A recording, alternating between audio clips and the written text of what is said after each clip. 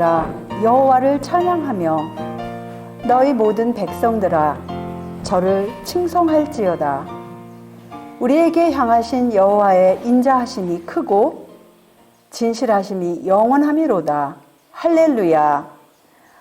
오늘 이 아침 이 할렐루야 하나님께 영광 돌리는 이 시편 117편 1절 2절로 시작할 수 있도록 인도하신 우리 하나님 아버지께 예수님의 이름으로 다시 한번 감사드리고, 이 말씀에 참여하신 주님의 모든 자녀들 환영합니다. 오늘 우리들이 연구하고자 하는 말씀의 제목을 이렇게 정해 보았습니다. 이 시대의 소망이라는 책, 이 책은 1898년 초판 처음으로 나온 책자의 겉표지인데요. 이 책자에 대한 오해들이 있어 왔습니다. 그래서 그 오해가 정말 사실인가 한번 그 책자 가운데서 우리가 말씀을 살펴보면서 과연 이 저자의 신조는 어떠한 신조를 가지고 이 책을 썼으며 그 이후에는 또 어떻게 살았는가, 우리가 짧은 시간이지만 이 시간에 통하여서 우리들 그동안에 혹시 오해가 있었을 것 같으면 그 오해 이 시간을 통하여서 사라지고, 우리 하나님께서 이 저자를 통하여 남겨놓으신 그 예수의 증거가 무엇인지, 이것은 단지 어떤 교리적인 측면이라기보다는 물론 그런 면도 있겠지만 우리 각자에게 주시는 그 기별이 무엇이며 감동이 무엇인가, 그런 태도로 임하였을 때 제 자신은 상당히 은혜를 많이 받았습니다. 그 은혜가, 더 넘치는 은혜가 이 시간 우리 모두에게 함께 하시기를 다시 한번 기원합니다. 하나님의 사랑이 우리에게 이렇게 나타난 바 되었으니 하나님이 자기의 독생자를 세상에 보내심은 저로 말미암아 우리를 살리려 하심이니라. 사랑은 여기 있으니 우리가 하나님을 사랑한 것이 아니요 오직 하나님이 우리를 사랑하사 우리 죄를 위하여 화목제로 그 아들을 보내셨음이니라.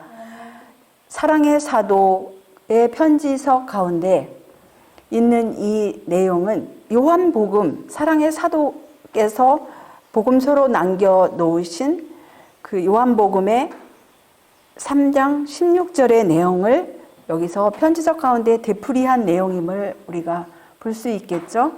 그래서 이 요한복음 3장 16절은 성경 전체의 핵심 내용이라고 늘 하지요. 그런데 요한복음 3장 16절처럼 이렇게 유명한 이 말씀을 놓고 상당한 오해들이 또한 있어 왔습니다.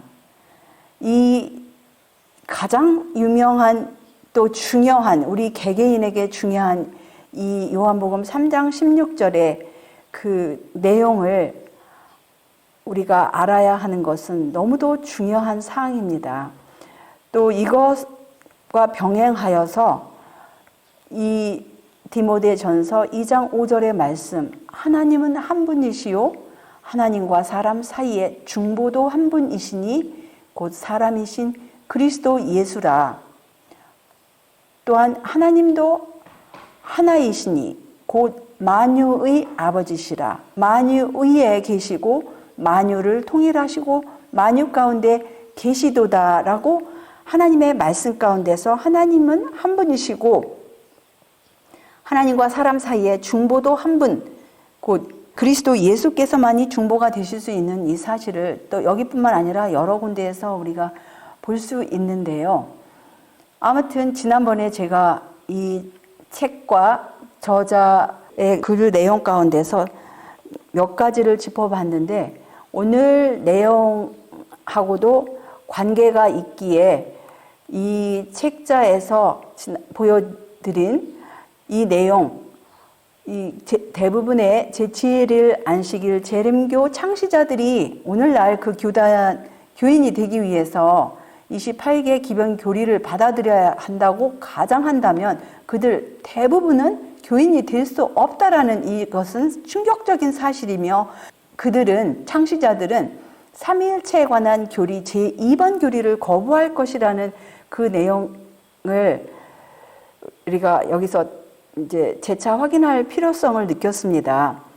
또한 1931년에 재림교회는 삼위일체를 기본 교리로 인정하는 최초의 성명을 발표하였다 그랬어요. 그런데 그렇다고 해서 이 저자가 삼위일체 교리를 반대하는가? 그건 아니에요. 오히려 삼위일체 교리를 믿게 된 것을 합리화시킨다고 할까요? 그런 논리를 전개를 합니다. 여기서 뭐라고 하냐면 1888년 개혁자 한 사람에 대해서 주목할 필요가 있다고 하면서 엘렌 와이트는 새로운 차원에서 저술 사역을 시작하였다 그랬어요. 1888년 그 이후로. 그러면서 이 저자의 생각을 이렇게 기록한 거에 의하면 엘렌 와이트는 재림교 평신도와 사역자들이 구속의 계획과 그리스도의 사명에 대해서 무지한 사실을 깨달았다고 이 책에서는 이렇게 말을 해요. 그러면서 이들 주제에 관하여 매우 중요한 서적을 저술하게 되었다라고 하면서 계속하여서 이 정로의 계단 1892년, 또 산상보훈 1896년, 시대의 소망 1898년, 실물교훈 1900년, 그 다음에 치료봉사 1905년, 이 책자를 열거하면서 엘렌 와이트는 이들 저술 중 어느 곳에서도 삼위일체나 그리스도의 완전한 신성에 대해 한 장을 할애하거나 한 단락을 할애하여 다루지 않았다라고 분명하게 여기서 기록하였죠. 그런데 그 앞부분은 분명히 맞는 말이에요. 그런 이 책자 중에서 어디서도 삼위일체를 다루지 한 단락을 해라요. 다루지 않은 건 사실이에요. 그런데 그리스도의 완전한 신성에 대해서 그런가? 오늘은 이제 시대의 소망만을 가지고 이제 제가 이 저자의 글이 왔다 갔다 하는 것이 얼마나 이게 일정하지 않은가를. 근데 왜 이것이 문제가 되냐면 이러한 글을 놓고 또 한국에서도조차 신학자들이 같은 사상을 반복하여 이 평신도들에게 가르치는 것을 우리가 그런 프린트물도 나누는 프린트물도 볼 수도 있고 또 그런 설교 가운데서도 우리가 들어볼 수 있었습니다. 그런데 여기 또 이 책자에서 그러나 재림 성도들로 하여금 이 주제에 대해 성경을 연구하도록 인도하는 구절이나 단어를 제시하였다고 했어요. 그런 책자들 가운데서. 그러면서 성경 연구를 통해 재림 성도들은 결국 삼위일체와 관련 주제에 대한 생각을 바꾸게 되었다라는 거예요. 이 지금 여기에 써놓은 이 내용이 과연 그 정말인가? 본인은 그렇게 생각할 수 있고 또 가르쳤고 또 책을 썼을 수 있었지만 그게 정말인가? 이 오해라는 거 있잖아요. 왜냐하면 시대의 소망에서 third person of the Godhead라는 그 단어를 놓고 켈록이 오해하였죠. 근데 이 저자도 역시 그거에 대해서 언급을 하였어요. 오해를 했어요. 그리고 또 시대의 소망에 그 그리스도 안에 원래족이고 빌려오지 않고 파생되지 않은 생명이 있다라는 그 문장을 놓고도 또 오해를 했어요. 그래서 사실은 그런 이제 시대의 소망에서는 그 두 군데를 놓고 오해를 하였는데, 그럼 시대의 소망 첫 장부터 마지막 장까지 이 저자께서 정말 기도하는 마음으로 모든 내용들을 살펴보았는지, 살펴보고도 이런 말을 하는지 우리는 생각해 봐야 합니다.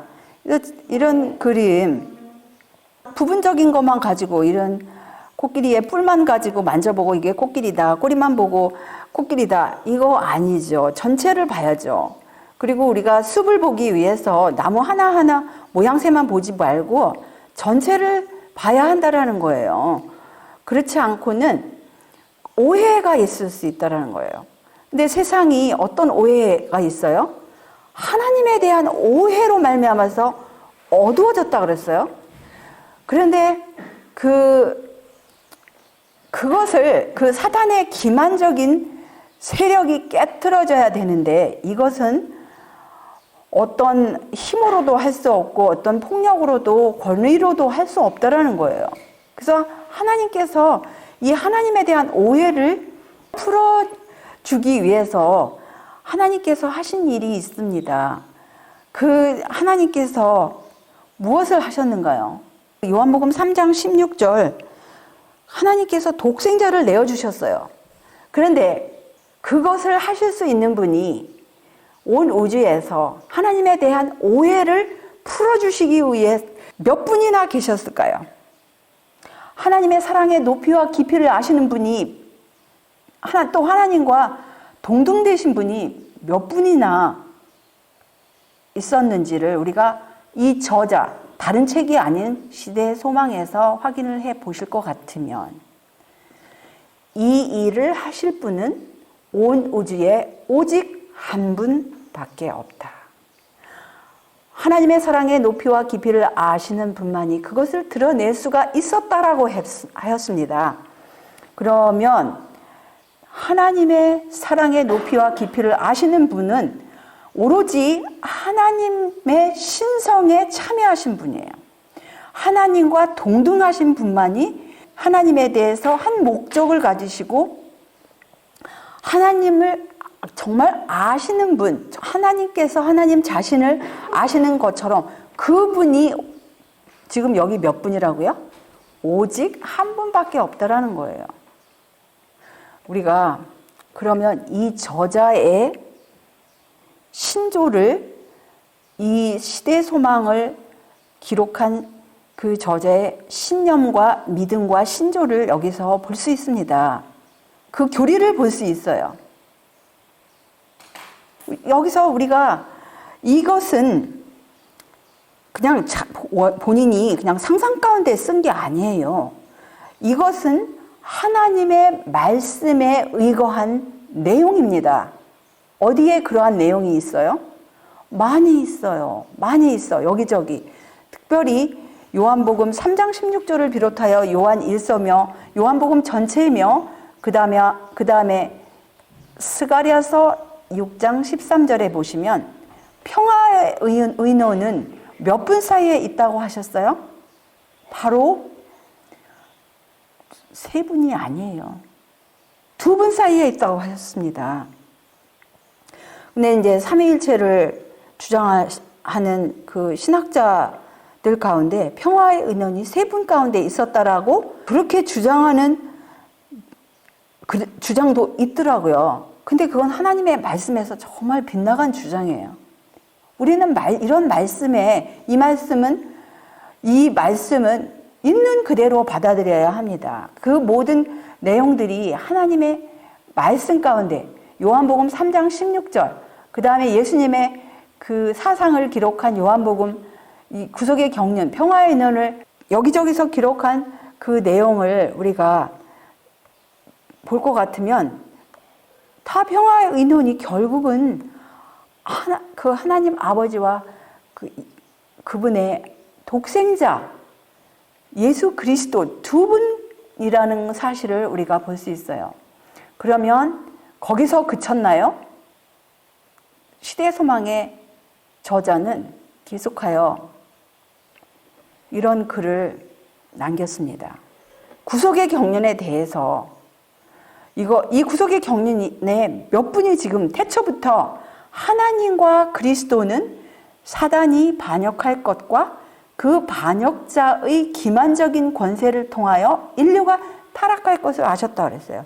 왜 그러면 삼위일체에서 주장하는 그 성령 하나님이 개체로 따로 있었을 것 같으면 어디에 이 중요한 이 평화의 의논 가운데, 구속의 경륜 가운데 어디에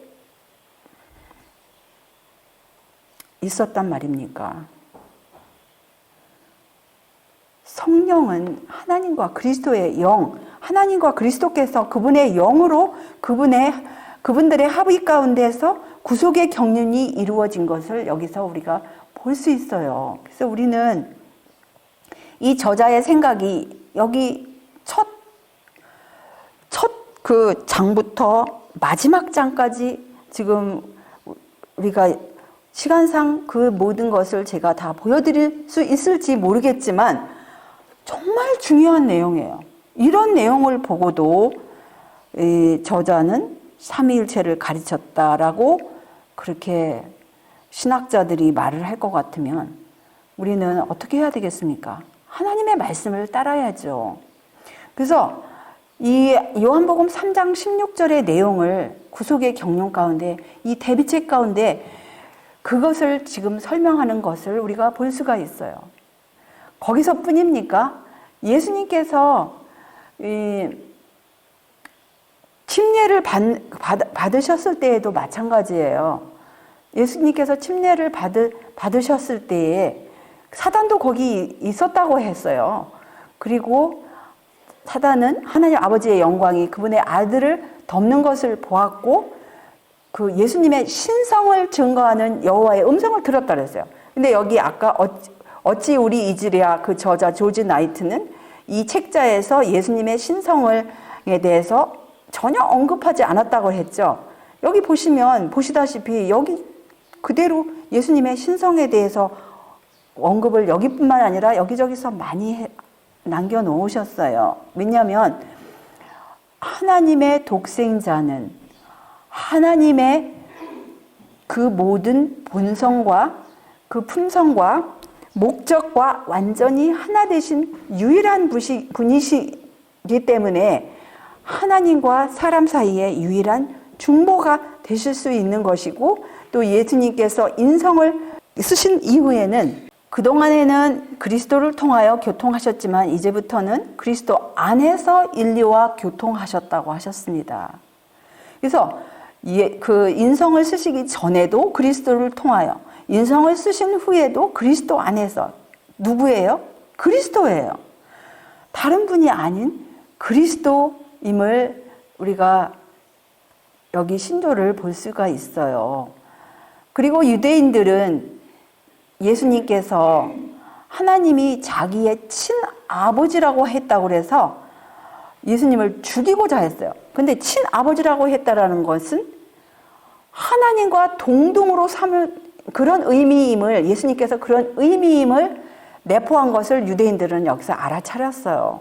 알아차려서 죽이려고 했어요. 어떻게 네가 사람인 네가 하나님을 친아버지라고 할 수 있느냐. 근데 예수님은 그 하나님을 친아버지라고 한 것이 비유나 상징이나 표상이 아닌 실제 사실을 문자 그대로 말씀하신 거였어요. 그런데 이 말씀을 놓고 우리는 이 저자가 제대로 이해하였음을 우리가 볼 수 있습니다. 이 시대의 소망의 저자는 예수님께서는 하늘에 계신 아버지께서 하시는 사업과 동등하게 신성하고 같은 성질의 사업을 행하심에 있어서 하나님과 동등한 권리를 가지고 계시다고 말씀하셨다고 그랬어요. 그것이 정말 하나님 아버지와 동등됨을 선언하신 사실이에요. 그래서 예수님께서는 그 아버지와 예수님의 신성을 온전히 인정한 그 사실, 그것을 우리가 볼 수 있습니다. 그래서 어떤 면으로 하나가 되시냐? 예수님은 내가 하나님의 아들이다. 그런데 또 어떻게 하나님과 하나가 되느냐? 본질과 본성과 의지와 목적에 있어서 하나님 아버지와 하나가 된다. 이것을 지금 말씀하시고 계셨어요. 그래서 예수님께서는 창조 사업에 그 모든 창조 사업과 섭리에 하나님 아버지와 협력하고 그 협력하시고 하나가 되셔서 한 목적으로 일을 하셨습니다. 그래서 우리가 날마다 열심히 하나님과 그가 보내신 예수 그리스도를 알고자 힘쓰는 자는 심령의 힘과 능력을 얻을 것이라고 했어요.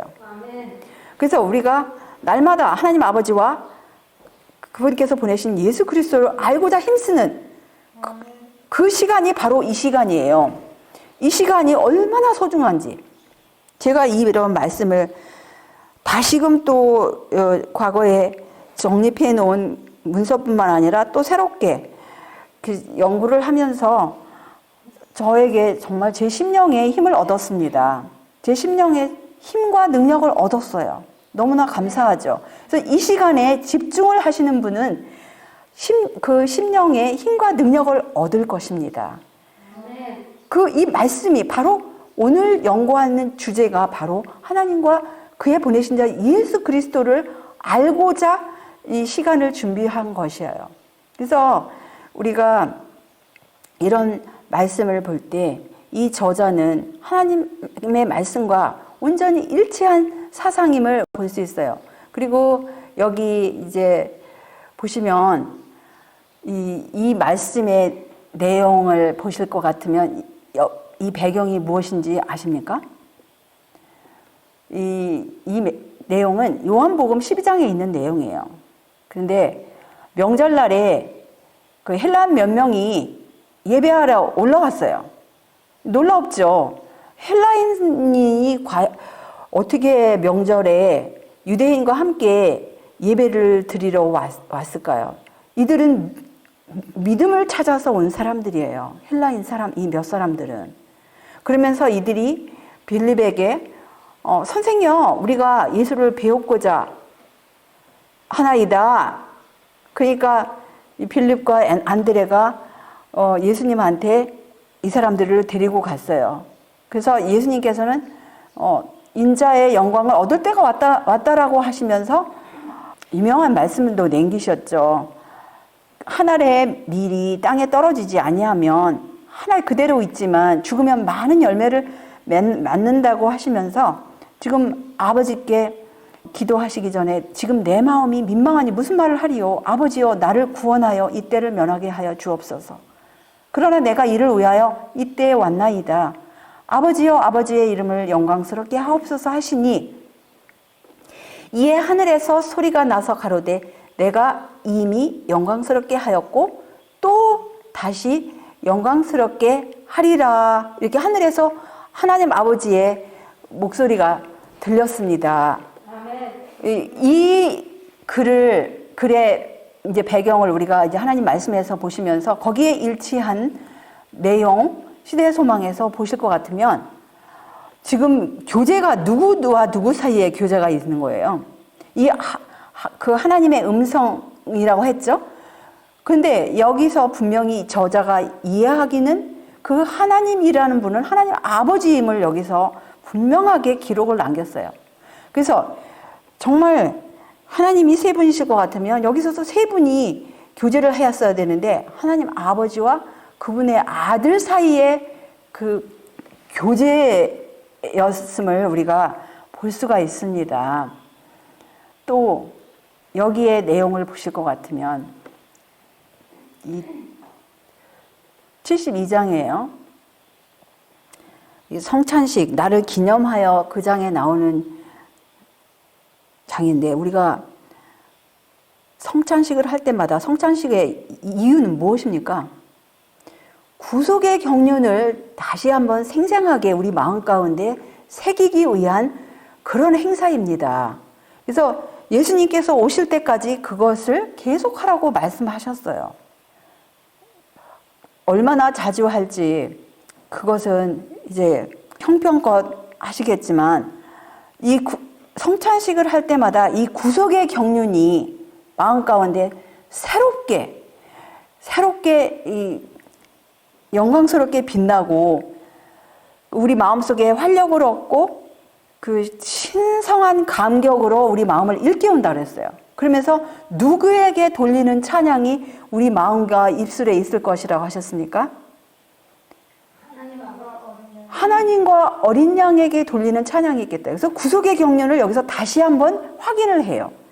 제1장에서 다루었던 구속의 경륜을 72장에서도 하나님과 어린 양이라고 분명히 여기서 확인을 합니다.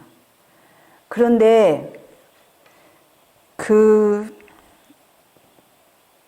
어찌 우리 잊으랴의 저자는 이런 내용들을 왜 간과를 했을까요? 아니면 보지를 못했을까요? 아니면 이해를 못했을까요? 그건 모르겠습니다. 그리고 여기 예수님께서 말씀하신 그 요한복음 14장 5절에서 7절의 내용, 도마가 좀 느렸죠? 주여 어디로 가시는지 우리가 알지 못하거늘 그 길을 어찌 알겠었나이까. 그러니까 예수님께서 내가 곧 길이요 진리요 생명이니 나로 말미암지 않고는 아버지께로 올 자가 없느니라고 하셨습니다. 그러면서 너희가 나를 알았다면 내 아버지도 알았으리로다 라고 하셨어요. 나를 알았다면 내 아버지도 알았다. 내가 곧 길이요 진리요 생명이 나로 말미암지 자는 아버지께로 올 자가 없다고 하셨습니다. 그래서 이 시대의 소망 가운데서는 그분은 우리가 하나님께 접근할 수 있는 어떤 길이다? 유일한 길이라고 했어요. 다른 길이 없어요. 그분만이 하나님 아버지께 접근할 수 있는 유일한 길이라고 하였습니다. 그래서 우리가 이러한 글의 내용을 보시면서 어떻게 오해를 할 수가 있겠습니까? 우리는 그분들의 그 밀접한 관계를 놓고 시대의 소망 664쪽에서 다시 한번 또 이렇게 확인을 하셨어요. 근데 오해의 내용이 이 73장에 있어요. 73장에서 신성의 세 번째 그것을 아니면 신성의 제3자 이것을 놓고 신성의 3위라고 한국말 번역하고 또 The third person of the Godhead 이거를 영어로도 오해를 하였습니다. 그런데 같은 장에서 그 오해된 장에서 몇 분 사이에 밀접한 관계를 확인하였어요? 아버지와 아들 사이에 이 밀접한 관계. 왜냐하면 삼위일체로 믿으셨을 것 같으면 세 분 사이에 밀접한 관계라고 해야 되지 않겠어요?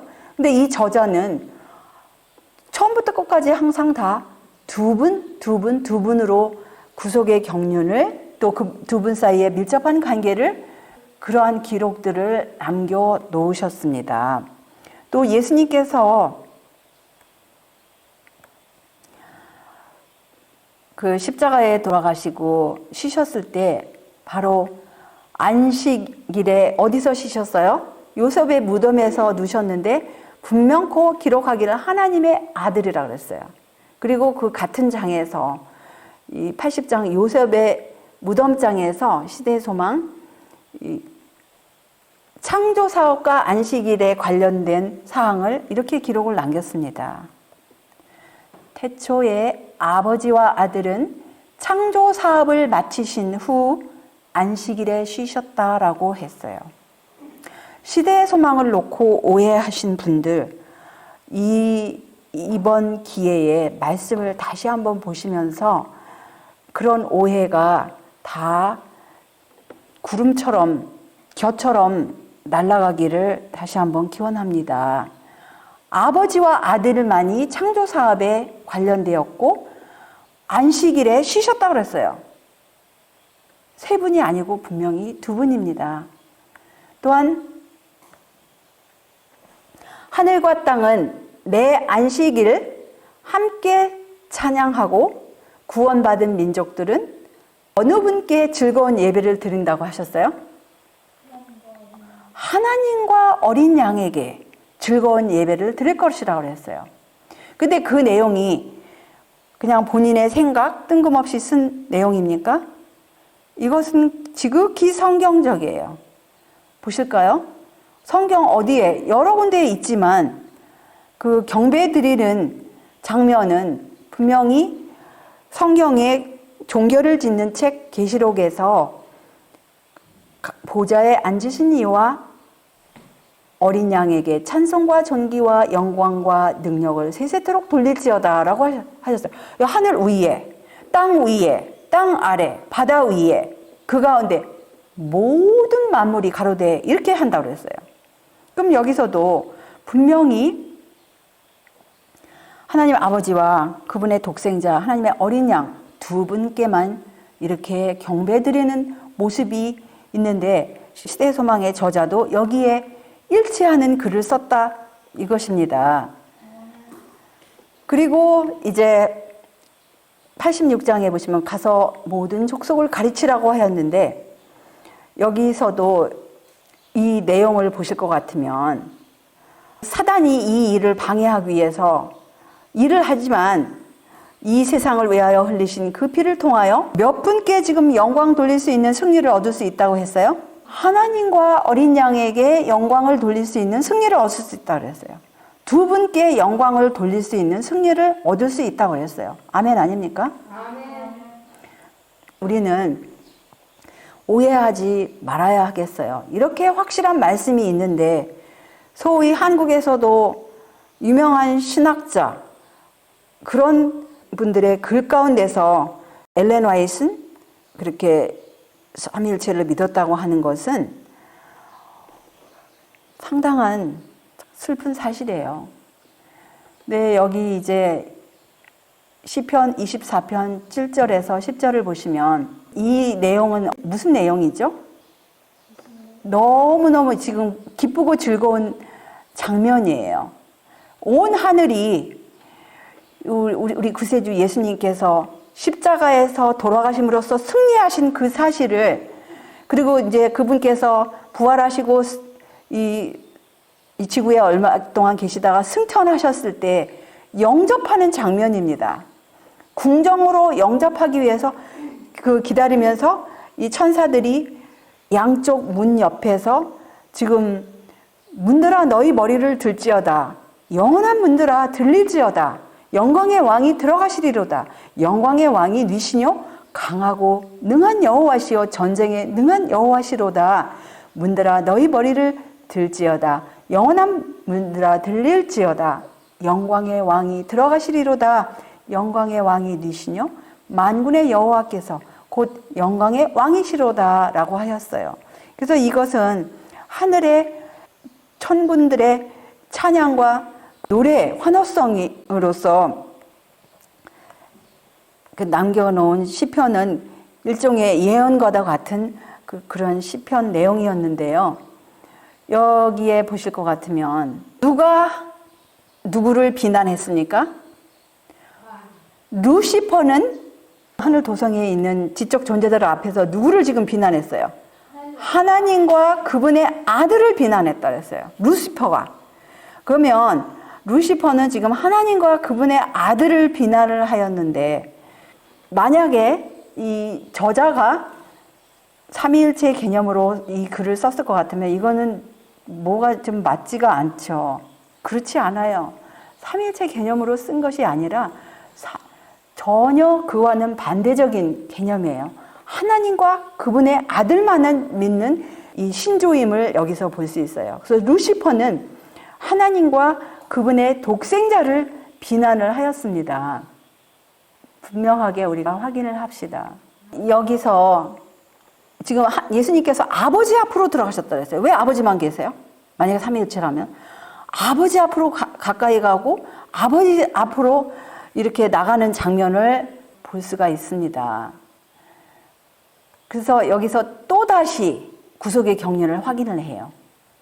참 여러 번 확인을 해요. 이 한 책에서만 해도 벌써 땅의 기초가 놓이기 전에 아버지와 아들은 이미 합의하셔서 인류가 사단에게 정복당하게 될 경우에 인류를 구속하시기로 언약을 세우셨던 것이다 라고 여기서 또 확인을 합니다. 이 똑같은 책에서 처음에도 확인하고 이제 마지막 부분에서도 확인하는 것을 우리가 볼 수 있어요.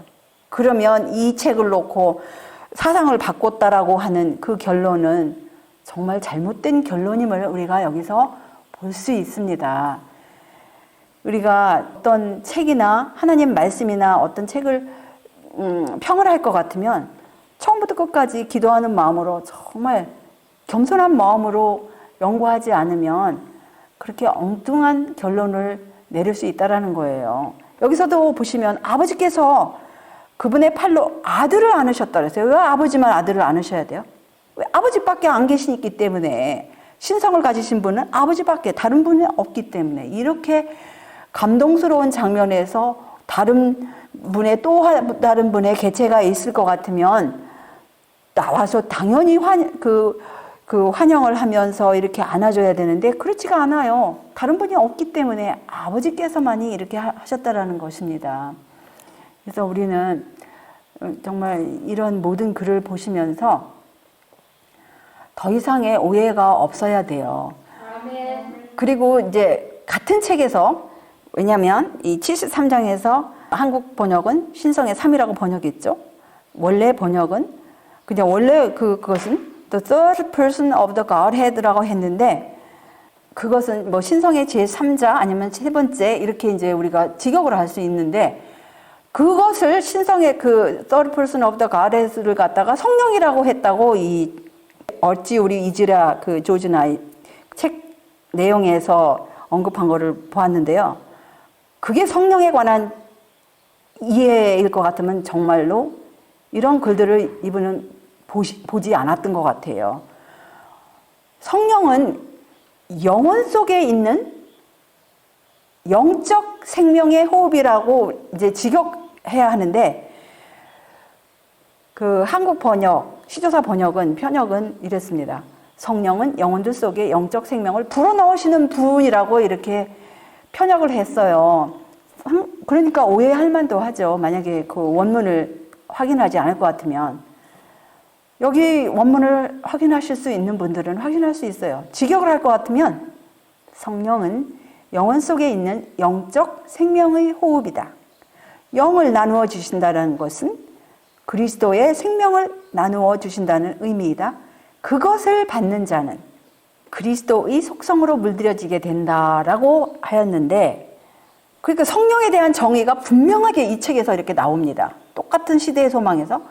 그런데 그 조지 나잇이라든가 또 오늘날 한국 신학자들, 삼일체를 주장하신 분들은 이렇게 잘못 편역된 거 이것만 봤는지 아니면 원문과 비교를 정말 하였는지 다시 공부를 해야 될 것 같아요.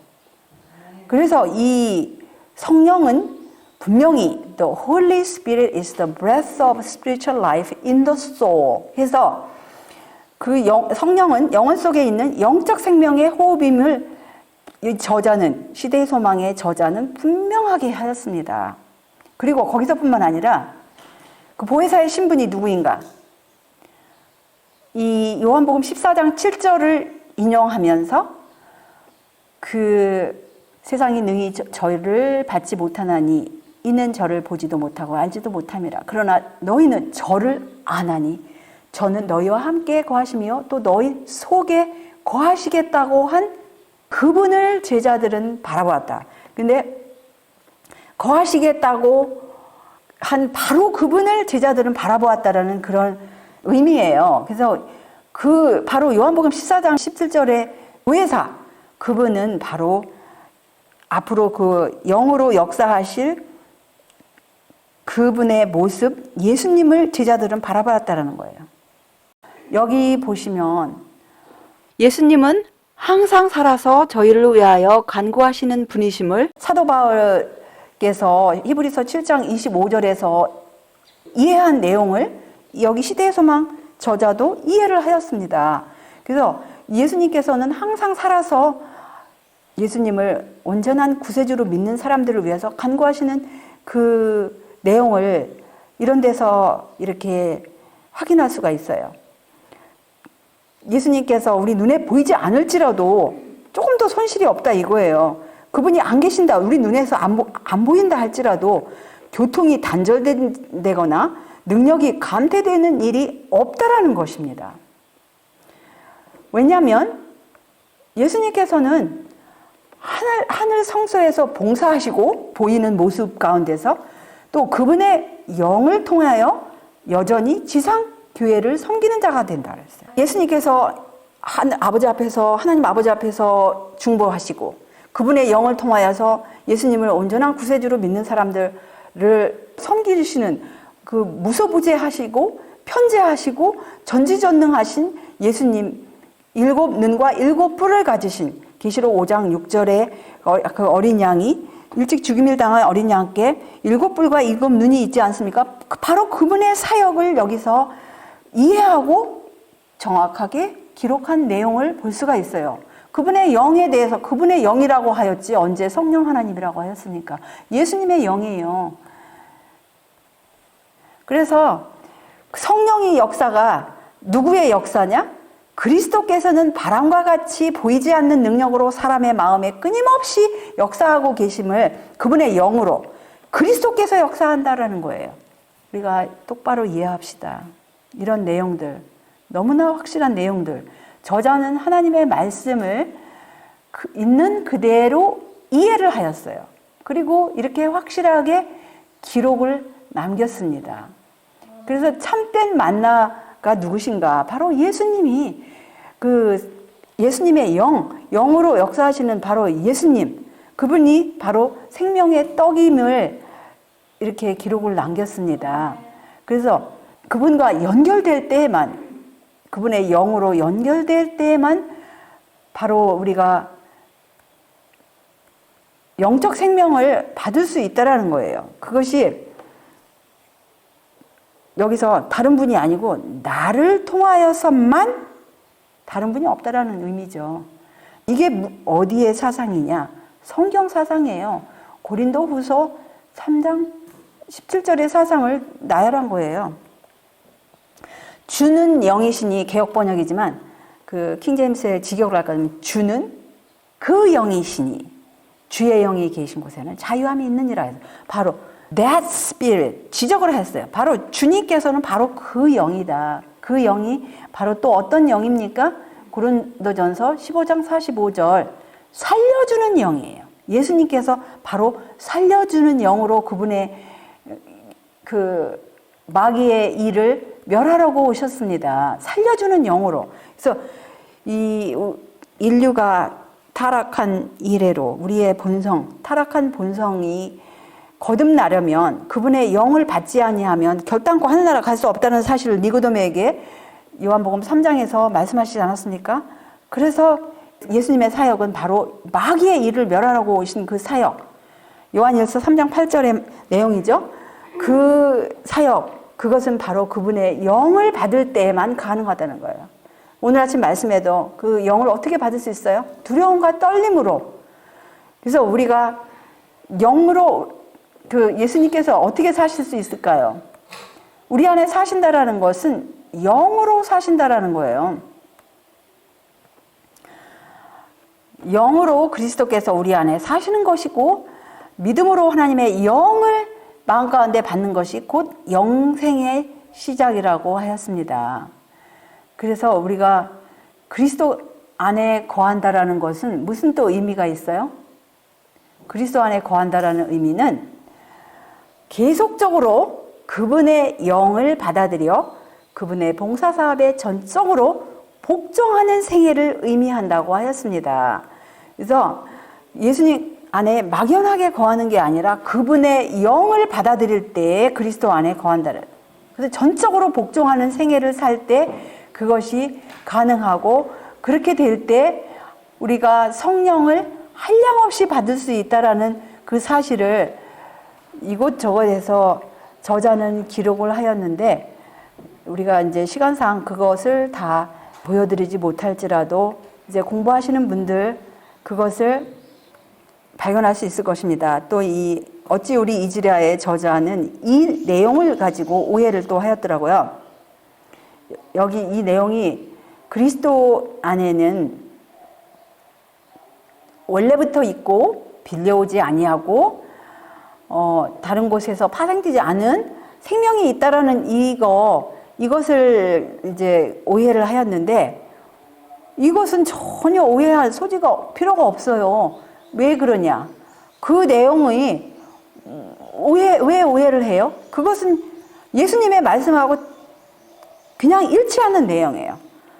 아버지께서 자기 속에 생명이 있음같이 아들에게도 생명을 주어 그 속에 있게 하셨고, 요한복음 5장 26절의 내용을 놓고 그렇게 기록을 하였던 것입니다.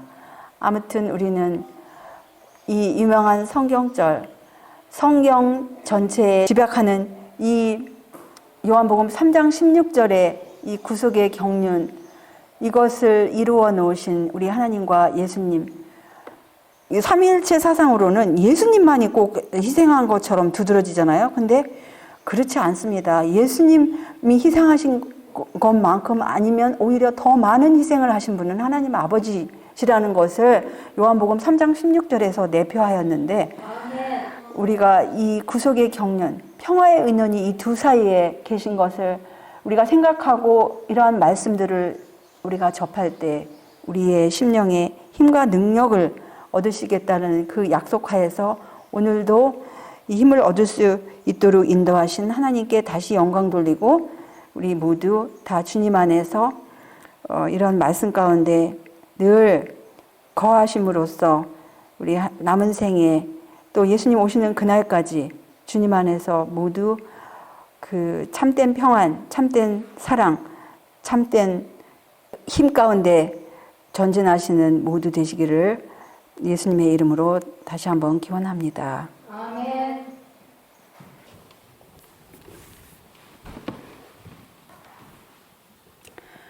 다 같이 기도하시겠습니다. 하늘에 계신 우리들의 아버지, 오늘 우리 하나님 아버지와 구세주 예수님께서 죄로 인해 타락한 인류를 구원하시기 위해서 그 평화의 의논 이루어 놓으시고, 또 우리 구세주 예수님 십자가까지 다 이루어 놓으신 그 크신 놀라우신 희생을 기록한 성경 말씀을 그대로 이해하고 기록한 이 시대의 소망을 우리들에게 다시 들려주셨사오니 참으로 감사합니다. 우리들 그동안 혹시 하나님의 말씀과 또 예수의 증거를 오해한 부분이 있었습니까?